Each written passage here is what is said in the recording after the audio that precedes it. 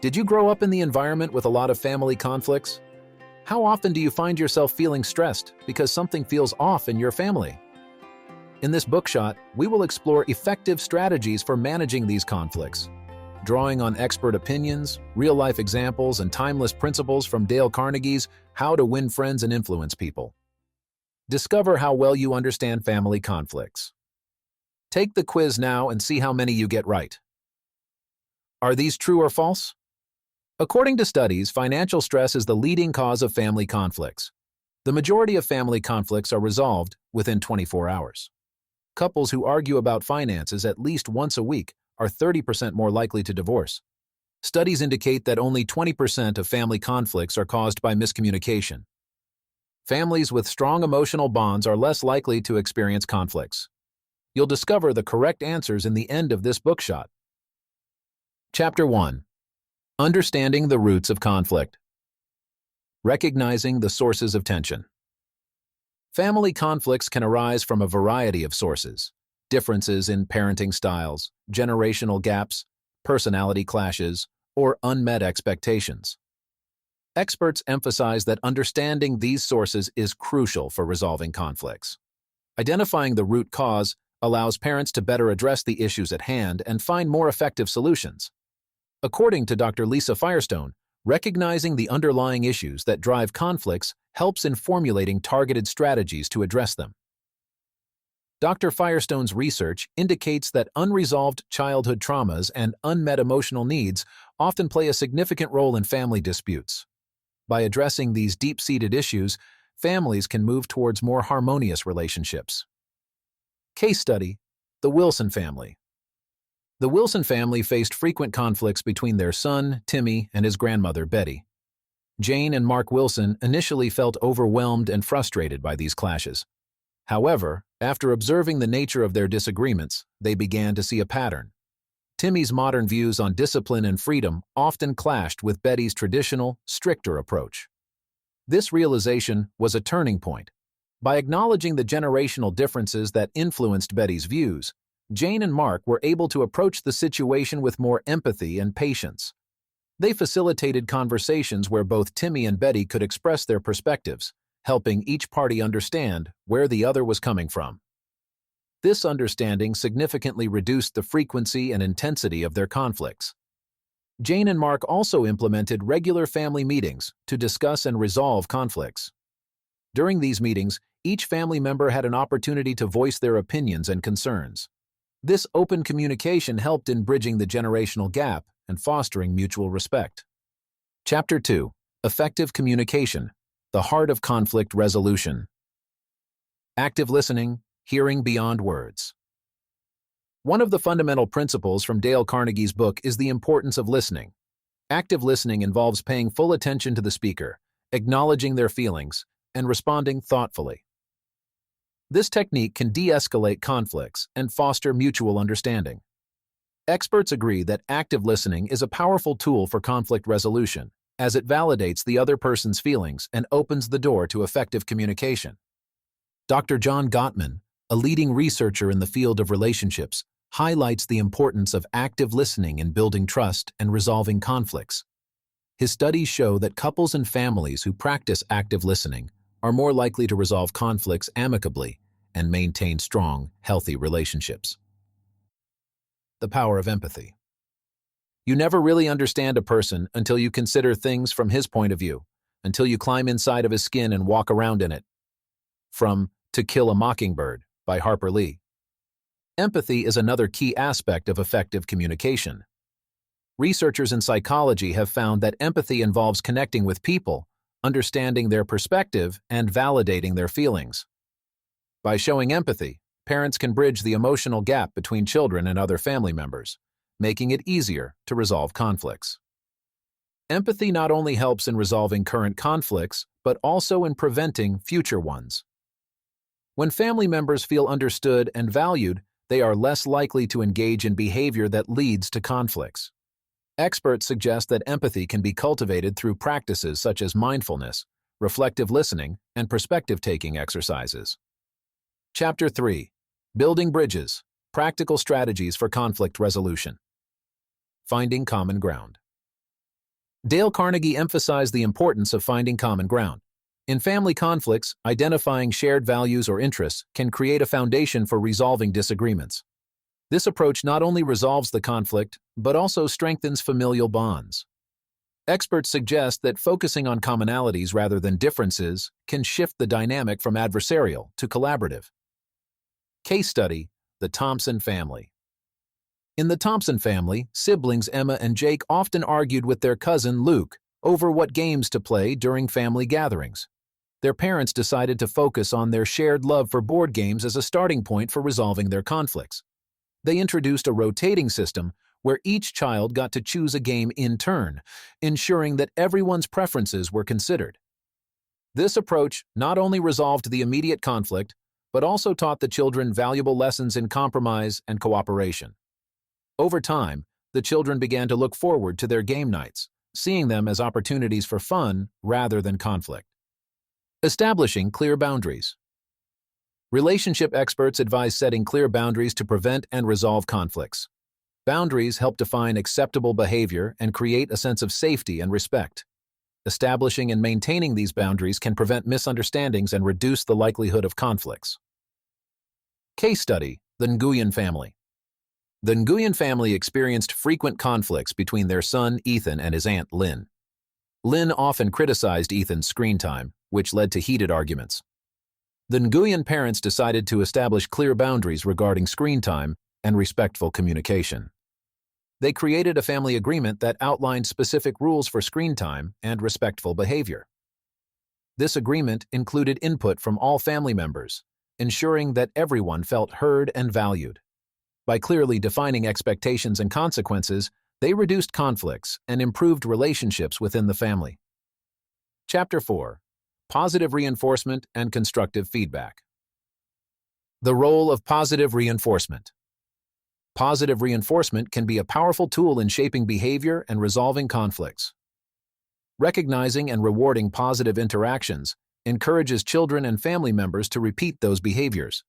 Research supports that positive reinforcement is more effective than punishment in promoting desirable behavior changes. Providing constructive feedback. Constructive feedback, as opposed to criticism, focuses on improvement and solutions rather than blame.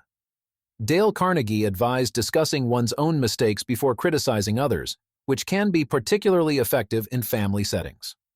This approach promotes a supportive environment where family members feel encouraged to improve without feeling attacked. Experts recommend using I statements when providing feedback, as they focus on the speaker's feelings and experiences rather than blaming the other person. For example, saying, "I feel frustrated when chores are not done," is more constructive than saying, "You never do your chores." Chapter 5: Modeling Respectful Behavior. Leading by example. Children often learn how to handle conflicts by observing the adults around them. Modeling respectful behavior sets a powerful example for children to follow. Studies have shown that children mirror the behavior of their parents. Therefore, handling conflicts with respect and empathy teaches them to do the same. Encouraging mutual respect. Mutual respect is the cornerstone of healthy family relationships. Teaching children to respect the perspectives and feelings of others can prevent many conflicts from arising in the first place. Experts emphasize that fostering a culture of respect within the family creates a positive environment where conflicts are less likely to escalate. Case study: the Johnson family. The Johnson family used family meetings to encourage mutual respect. During these meetings, every family member, including the children, had the opportunity to voice their concerns and suggestions. For example, in one meeting, their daughter Emily expressed frustration about always having to clean up after her younger brother Michael. Instead of dismissing her feelings, the parents facilitated a discussion where Michael could explain his side and Emily could voice her concerns. The conversation led to a mutual agreement on shared responsibilities and a new chore schedule. Emily agreed to help Michael with his homework in exchange for Michael taking on some of her cleaning duties. This practice fostered a culture of respect and open communication, significantly reducing conflicts within the family. Promoting positive role models. In addition to modeling respectful behavior themselves, parents can introduce positive role models from literature, media, and history. Stories of individuals who handled conflicts with grace and empathy can inspire children to emulate these behaviors. Chapter 6. Seeking external support. Professional help. When to consider therapy. In some cases, conflicts may require the intervention of a professional. Family therapy can provide a neutral space for addressing deep-seated issues and improving communication.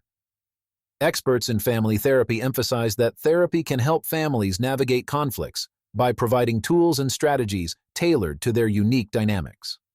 Therapists can help families identify patterns of behavior that contribute to conflicts and develop new ways of interacting.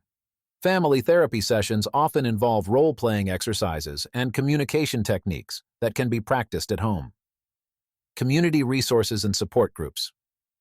Community resources and support groups can also be valuable in addressing family conflicts. These groups offer a platform for sharing experiences, gaining insights, and receiving support from others facing similar challenges. Research indicates that support groups can reduce feelings of isolation and provide practical advice for managing conflicts. Case study: the Roberts family. The Roberts family joined a local parenting support group to address conflicts between their daughter, Lily, and her cousin, Max. Through the group, they learned new strategies for managing conflicts and received support from other parents. This experience not only helped resolve the conflicts, but also strengthened their parenting skills. The support group provided a safe space for the Roberts family to discuss their challenges and receive feedback from others who had faced similar situations. The group leader, a seasoned family therapist, introduced various conflict resolution techniques that the Roberts family found invaluable. Let's see the quiz results. Here are the correct answers. 1. According to studies, financial stress is the leading cause of family conflicts. True. Financial stress is often cited as a leading cause of family conflicts. 2. The majority of family conflicts are resolved within 24 hours. False. The resolution time for family conflicts can vary widely, and many are not resolved within 24 hours. 3. Couples who argue about finances at least once a week are 30% more likely to divorce. True. Couples who argue about finances frequently are statistically more likely to face divorce. 4. Studies indicate that only 20% of family conflicts are caused by miscommunication. False. Miscommunication is actually a very common cause of family conflicts, often cited in studies as a primary factor. 5. Families with strong emotional bonds tend to have fewer conflicts. True. Conclusion: embracing growth and harmony. Addressing conflicts between children and other family members requires patience, empathy, and effective communication. By understanding the root causes of conflicts, practicing active listening, finding common ground, and modeling respectful behavior, families can transform conflicts into opportunities for growth and deeper connections.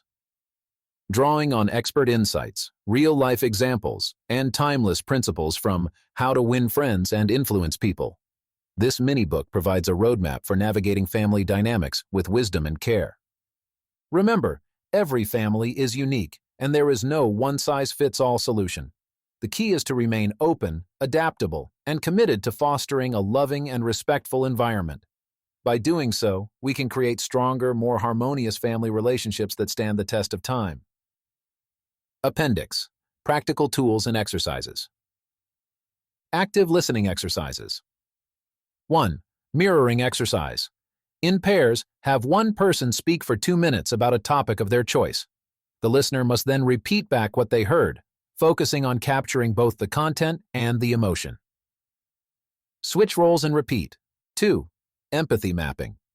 Create a chart with 4 quadrants labeled says, thinks, feels, and does.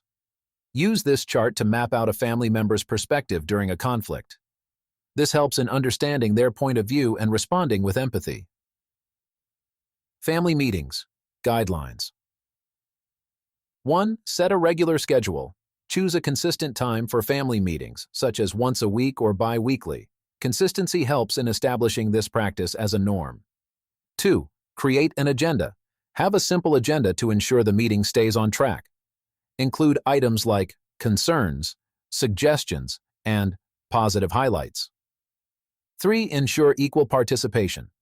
Make sure every family member has an opportunity to speak.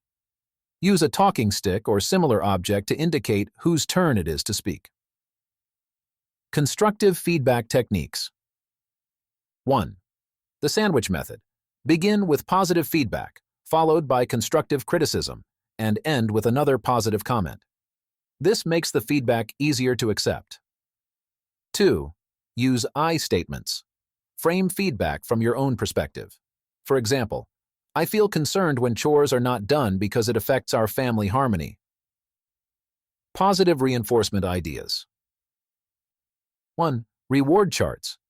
Create charts where children earn stickers or points for positive behavior. Points can be exchanged for rewards like extra screen time, a favorite treat, or a family outing. 2.